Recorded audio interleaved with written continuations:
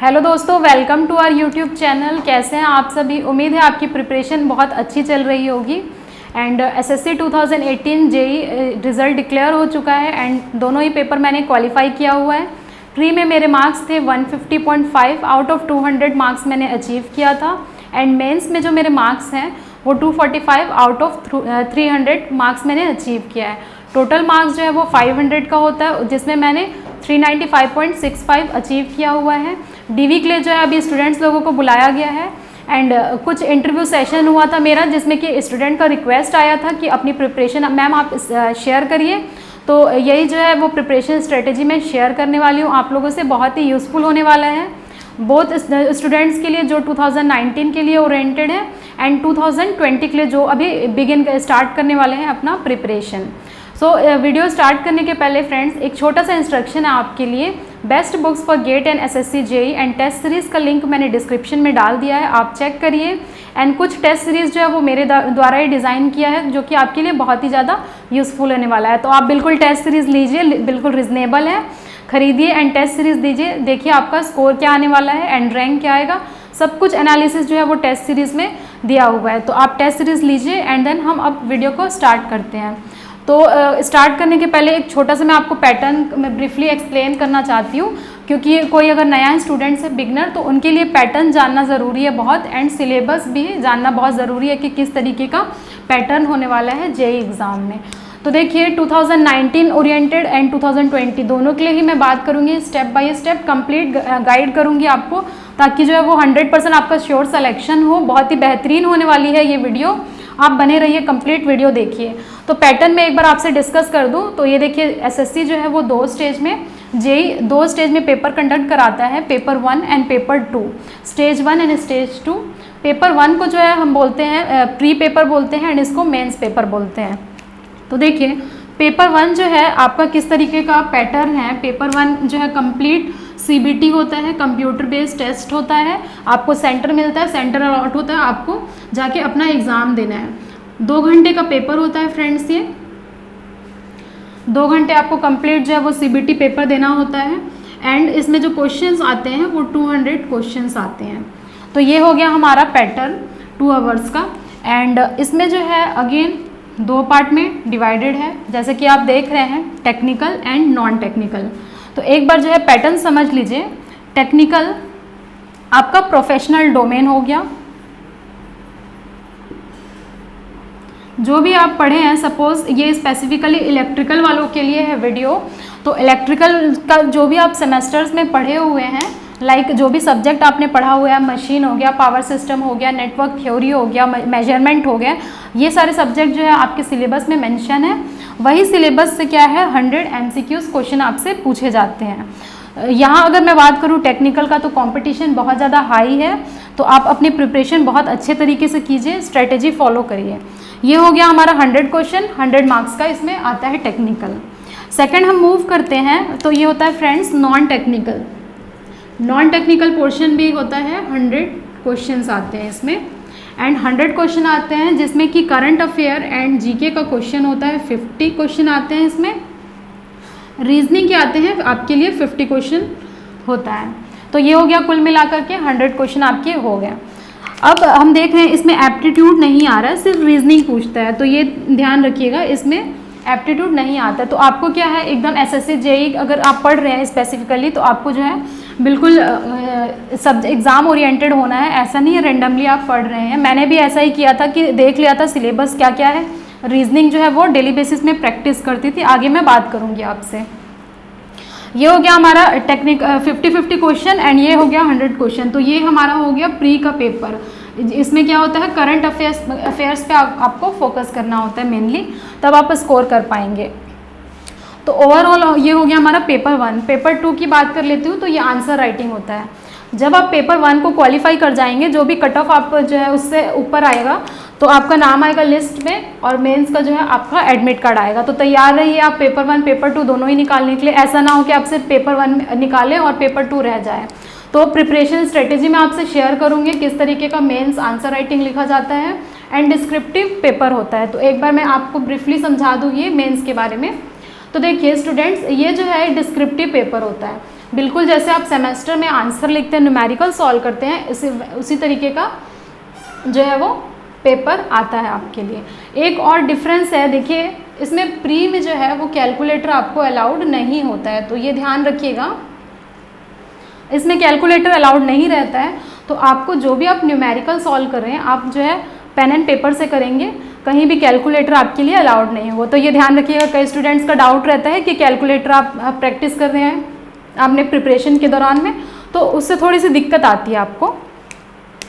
Mains paper में specifically देखिए descriptive होता है, आंसर राइटिंग होता है। आंसर राइटिंग आपको आंसर्स लिखना पड़ता है, क्वेश्चन दिया रहता है एंड देन आंसर लिखना रहता है।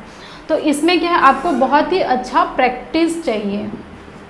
अब देखिए इसमें मेरा स्कोर जो था वो 245 आउट ऑफ 300 मैंने स्कोर किया था, तो ये काफ़ी अच्छा स्कोर है। इसलिए जो है आपको मैं गाइड पर कर पाऊँगी कि किस तरीके से आप आंसर लिखिएगा तो आपको मैक्सिमम स्कोर कर पाएँ। एंड ये जो है वो बहुत ही अच्छा स्कोर है अगेन, इसीलिए जो है आप अपना आंसर राइटिंग का प्रैक्टिस अभी से शुरू कर सकते हैं। ये हो गया स्टेज 2। इसमें फ्रेंड्स कैलकुलेटर अलाउड रहता है। तो अगर कोई स्टूडेंट जो है मेंस के लिए अभी से पढ़ रहा है तो वो कैलकुलेटर से जो है उसकी कमांड अच्छी रहनी चाहिए, न्यूमेरिकल के लिए बहुत ही ज़्यादा हेल्पफुल होने वाला है। तो फ्रेंड्स देखिए इस बार जो था 2018 की मैं स्पेसिफिकली बात करूं तो न्यूमेरिकल पोर्शन उसमें काफ़ी ज़्यादा थे।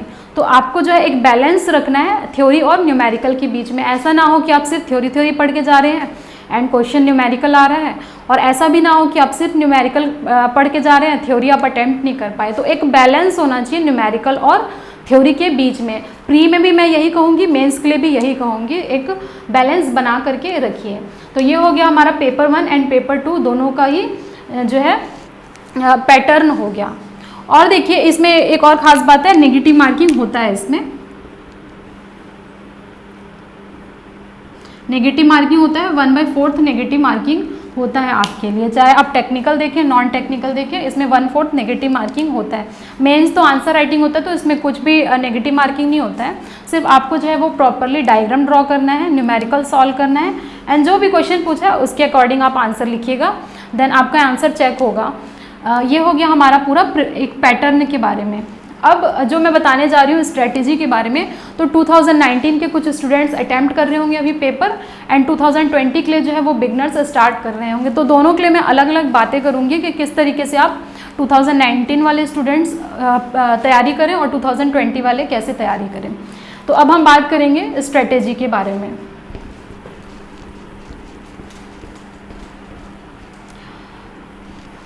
स्ट्रेटेजी हम देखेंगे किस तरीके का, अभी जैसे 2019 के लिए मैं स्पेसिफिकली बात करूंगी पहले, तो जो है ज़्यादा दिन बच नहीं गए आपके लिए, सिर्फ आपके लिए अप्रॉक्सीमेटली अगर देखा जाए तो 30 डेज बचा हुआ है। उसमें आप अपनी प्रिपरेशन कैसे करें ये हम देख लेंगे, क्योंकि कई स्टूडेंट्स ऐसे हैं जिनका मोटिवेशन एकदम डाउन हो गया होगा, बिल्कुल लो हो गया होगा मोटिवेशन। तो आप अपना मोटिवेशन लूज़ मत करिए। देखिए 30 डेज़ में जो है आप जो अच्छा स्कोर कर सकते हैं। तो एक तरफ मैं 2019 वाले लोग के लिए बात करूंगी एंड एक तरफ जो है वो 2020 के लिए बात करूंगी, क्योंकि ज़्यादा गैप नहीं बचा है दोनों के बीच में। तो अब देखिए 2019 वाले स्टूडेंट्स बिल्कुल अलर्ट हो जाइए, 30 डेज़ आपको बचा हुआ है अप्रॉक्सीमेटली। तो आपको करना क्या है, कई अगर ऐसा आप सोच रहे होंगे कि बस अब प्रिपरेशन मेरी ख़त्म हो चुकी है, तो ऐसा नहीं है, टाइम बचा हुआ है अभी भी। आपने अगर अभी तक अपना प्रिपरेशन सही रखा हुआ है तो लास्ट में भी बने रहिए।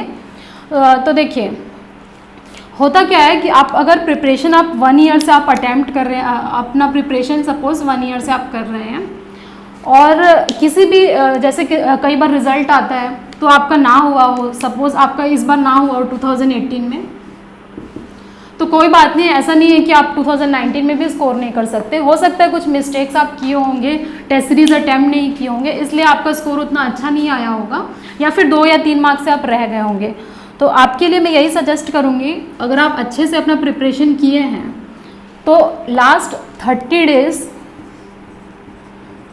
जो है आपको बने रहना है, क्योंकि ये लास्ट 30 डेज़ ये डिसाइड करता है कि आपका जो है स्कोर क्या होने वाला है। आप कितना भी पढ़िए, 6 महीने से कंटिन्यू पढ़िए, एग्ज़ाम के एक महीने पहले मत पढ़िए, तो आपका प्रिपरेशन जो है वो बिल्कुल नील हो जाता है।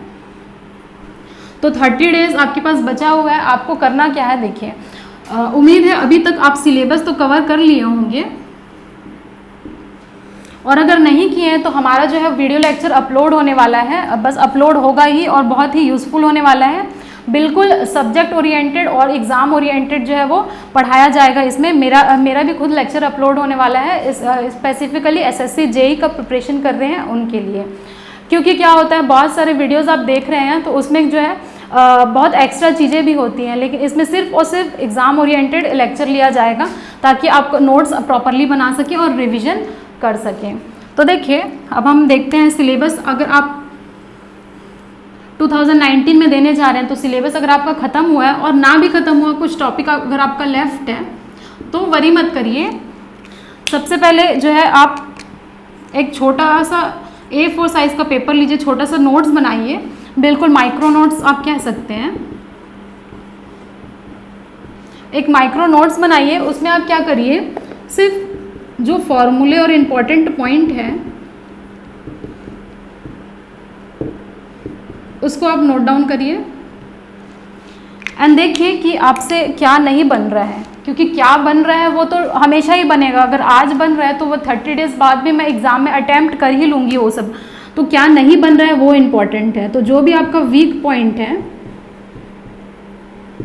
उसको एक पेज में नोट करिए और सिर्फ आप उसको रिवाइज करिए डेली बेसिस पे। अगर आप रिवाइज करेंगे तो आप देखेंगे कि आपका जो है मोटिवेशन वापस से आ जाएगा। क्योंकि क्या होता है, कुछ जो पॉइंट्स है, जो रेगुलर क्वेश्चन है वो आपसे हमेशा बन जाने वाले हैं। कुछ ऐसे ही जैसे 10 या 12 टॉपिक ही होते हैं जो आपको समझ में नहीं आता है, भूलने का प्रोबेबिलिटी ज़्यादा होता है। तो आप क्या करिए, एक नोट्स बनाइए, इंपॉर्टेंट पॉइंट्स और फॉर्मूलेज नोट करिए, कुछ वीक पॉइंट नोट करिए, इस पे थोड़ा सा फोकस करिएगा वीक पॉइंट पे, एंड देन आपको क्या हो जाएगा, डेली बेसिस पे रिवीजन करिए।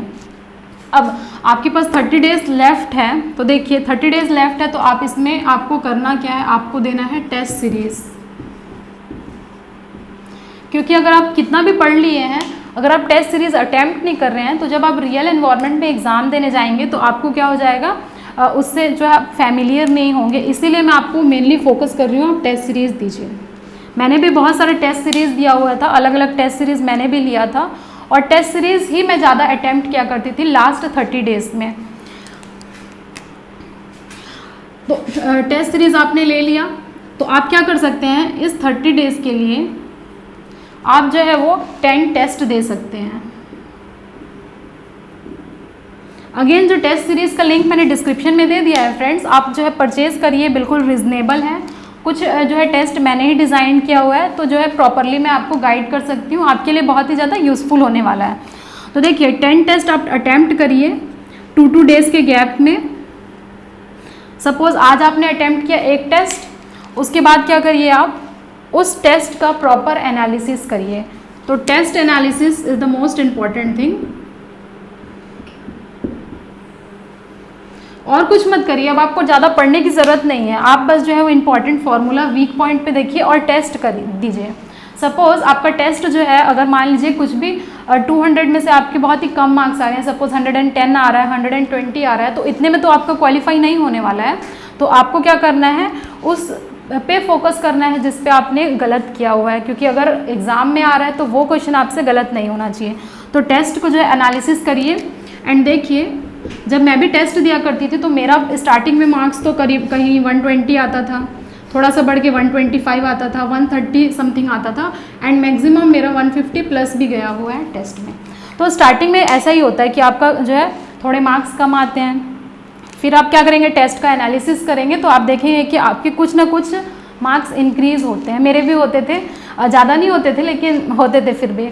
तो ये हो जाता था हमारा 125, 30, एंड आप देखेंगे धीरे धीरे आप टेस्ट, हर टेस्ट में आपको क्या करना है, 5 से 10 नंबर इंक्रीज़ ज़रूर करना है। अगर इंक्रीज़ नहीं हो रहा है यानी कि आपकी प्रिपरेशन थोड़ा सा और अच्छा करने की ज़रूरत है। तो ये हो गया, आप पहले दिन आपने टेस्ट दिया, एनालिसिस किए, देखिए आप कहाँ स्कोर नहीं कर पा रहे हैं। अगर सपोज़ टेक्निकल में आपने स्कोर नहीं किया है तो क्यों नहीं किया है, उसका रीज़न फाइंड आउट करिए। तो आपको क्या करना है,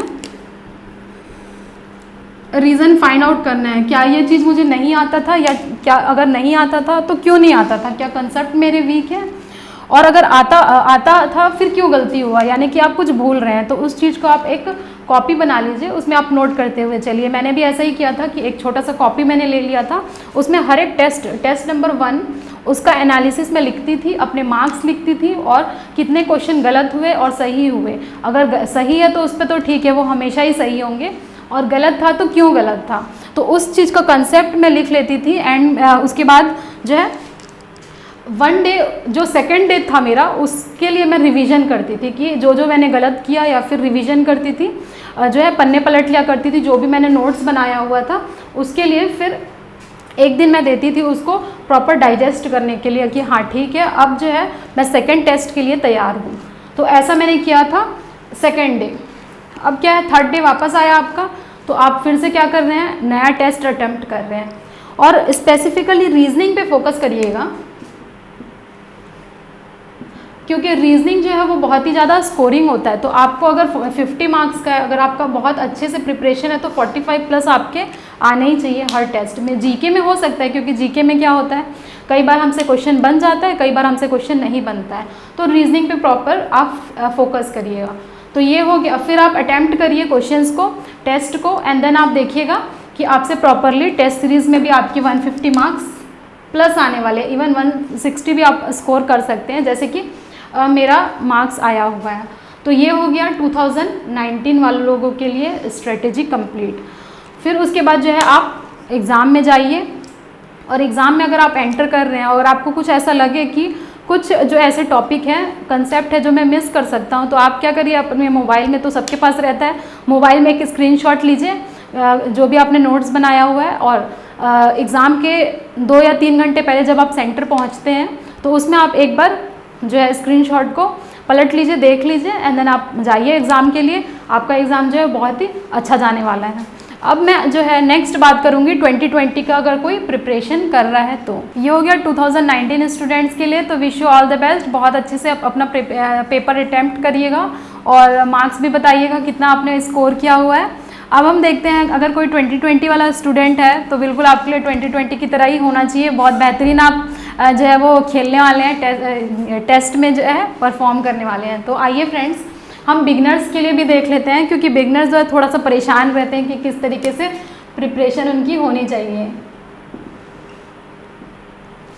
अब स्पेसिफिकली मैं 2020 के लिए बात करूंगी कि आप किस तरीके से अपना एक फ्रेश स्टार्ट कर सकते हैं। बिगनर है बिल्कुल, अगर आप कॉलेज पास आउट स्टूडेंट्स हैं, डिप्लोमा या बीटेक किए हुए हैं, तो उनके लिए ये गाइडलाइंस हैं, उनके लिए बहुत अच्छे से जो है हम देखने वाले हैं।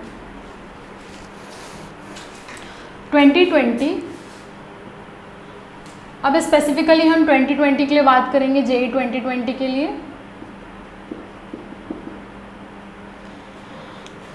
तो बच्चे आपको करना क्या है, अगर आप स्टार्ट कर रहे हैं, अगर आप थर्ड ईयर में भी, लास्ट ईयर में भी हैं, या फिर अगर आप पास आउट हो चुके हैं, तो वरी मत करिए। ऐसा नहीं है कि आपको 4 से 5 साल लगने वाला है जेईई बनने के लिए। और ओवरऑल देखेंगे तो जेईई काफ़ी अच्छी पोस्ट यहाँ पर मिलती है, आपको डिपार्टमेंट अलॉट होता है, CPWD मिलता है, MES मिलता है, नेवल एश्योरेंस मिलता है। तो उससे जो है आप क्या करिए, थोड़ा सा देखिए कि किस तरीके का डिपार्टमेंट है और क्या क्या आप करने वाले हैं, तो आपको मोटिवेशन ज़रूर मिलेगा। अब हम बात करेंगे SSC जेईई 2020 के बारे में। 2020 जो है आपका बहुत बेहतरीन होने वाला है। इसका जो नोटिफिकेशन आने वाला है वो अक्टूबर में आने वाला है। अक्टूबर में आने वाला है, तो हर एक स्टूडेंट फिल करिएगा। ऐसा नहीं है आप छोड़ दे रहे हैं, फॉर्म फिल नहीं कर रहे हैं, फिल करिए फॉर्म, और बहुत अच्छे से फिल करिए, कोई मिस्टेक ना हो जाए उसको ध्यान रखिए। अपना कैटेगरी वगैरह आप अच्छे से फिल करिए, क्योंकि कुछ नए स्टूडेंट्स बिगनर होते हैं, उनको थोड़ा सा डाउट हो जाता है। एग्ज़ाम कब होने वाला है इसका? एग्ज़ाम देखिए मार्च में होने वाला है 2021 में। तो जिस तरीके से SSC अभी काम कर रहा है, तो लग रहा है कि एग्ज़ाम कंडक्ट करा देगा। तो आपको जो है ये टारगेट रखना है आपको, मार्च 2021। इसमें हम दोनों ही बात करेंगे, प्री के बारे में भी और मेंस के बारे में भी, क्योंकि ऐसा नहीं होना चाहिए कि आपका प्री क्वालिफाई हुआ मेंस ना हुआ। बहुत सारे स्टूडेंट्स के साथ होता है ऐसा। मार्च है तो 3 महीना हो गया, जनवरी फरवरी मार्च, और यहाँ पर हो गया अक्टूबर नवंबर दिसंबर, तो ऑलमोस्ट 6 मंथ आपके पास अभी बचा हुआ है। 6 मंथ काफ़ी होते हैं, अगर आप पढ़ रहे हैं, प्री भी क्वालिफाई कर लिए हैं, तो 6 मंथ में आप कंप्लीट जो है वो अपना सिलेबस भी कवर कर सकते हैं, टेस्ट सीरीज़ भी दे सकते हैं, और एक अच्छा रैंक भी ला सकते हैं। तो पहला आपका जो स्टेप 1 होने वाला है, स्टेप 1 आपका होने वाला है, आप सिलेबस को नोट डाउन करिए।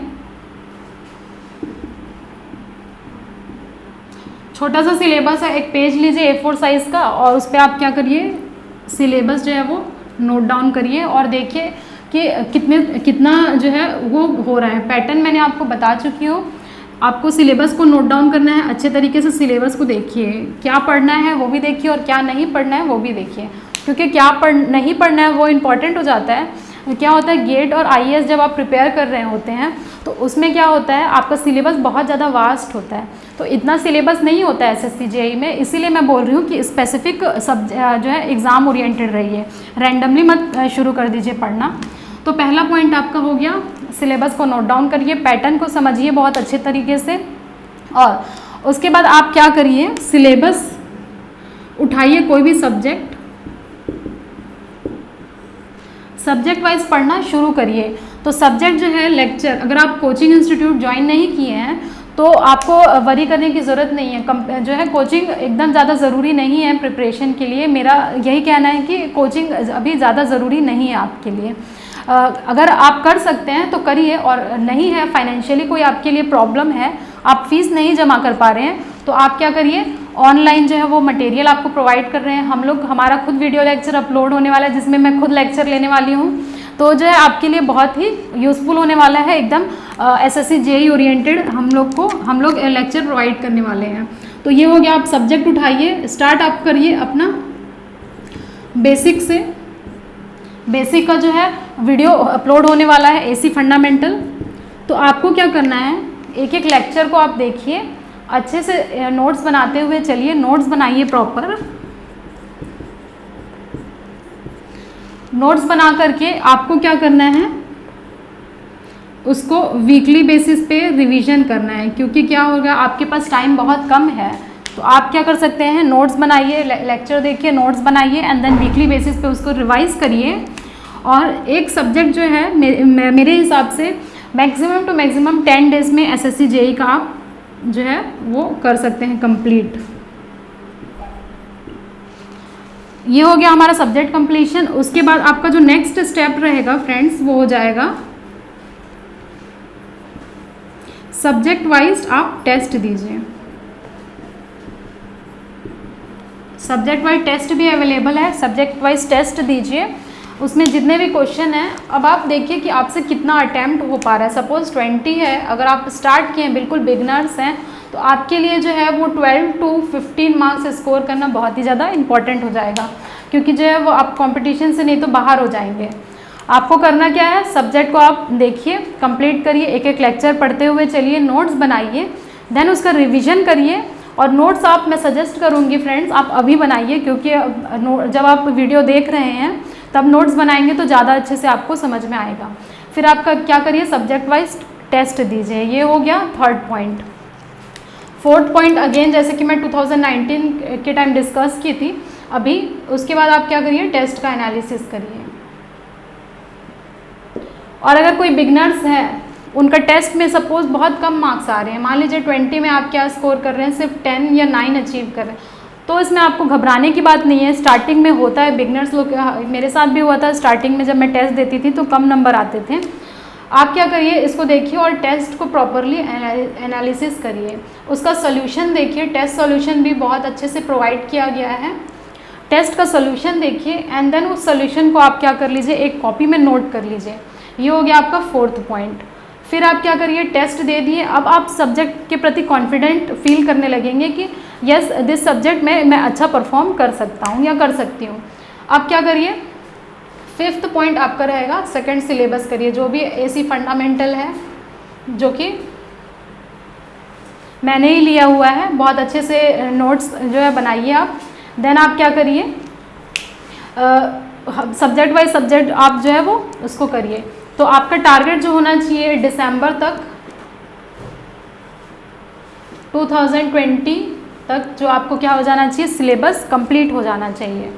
सिलेबस कंप्लीट हो जाएगा एंड उसके साथ क्या करिए आप, ये मैंने आपके लिए प्री का बताया हुआ है, लेकिन आपको करना क्या है, नोट्स आप इस तरीके से बनाइएगा कि वो प्री के लिए तो आपके लिए बेनिफिशियल हो ही, साथ साथ कुछ ऐसे टॉपिक हैं जो मेंस के लिए भी आपके बेनिफिशियल होने वाले हैं।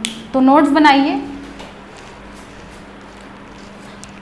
एंड देन आप 2020 तक जो है दिसंबर में पूरा आप अपना सिलेबस जो है वो ख़त्म कर लीजिए। देन आपको क्या करना है, फिर से एक साइक्लिक रिवीजन देना है।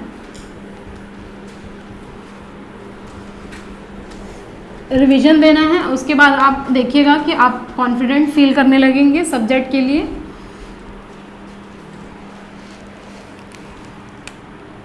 अब देखिए मैं कुछ मिस्टेक्स बताने वाली हूँ कि स्टूडेंट्स मिस्टेक्स कहाँ कहाँ करते हैं। मिस्टेक्स जानना बहुत आपके लिए ज़रूरी है, क्योंकि बहुत सारे स्टूडेंट्स क्या होते हैं, कुछ मार्क्स से जो है वो रह जाते हैं कुछ मिस्टेक्स की वजह से। सबसे पहला जो वो मिस्टेक करते हैं वो क्या करते हैं, हो सकता है मिस्टेक्स आपसे ना हो, लेकिन जो जनरल मिस्टेक है वो मैं आपको बताने जा रही हूँ।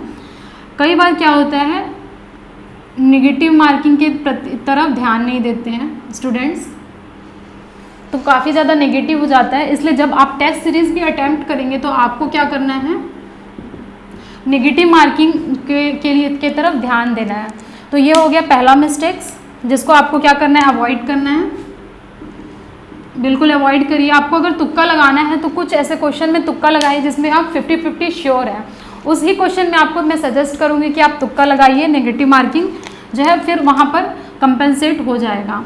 सेकंड जो हमारा मिस्टेक्स है वो क्या होता है, जो ऑड टॉपिक है, लाइक ऑड टॉपिक अगर मैं बात करूँ, लाइक एस्टिमेशन एंड कॉस्टिंग होता है, हीटिंग एंड वेल्डिंग है, इलेक्ट्रिकली खास मैं बात कर रही हूँ।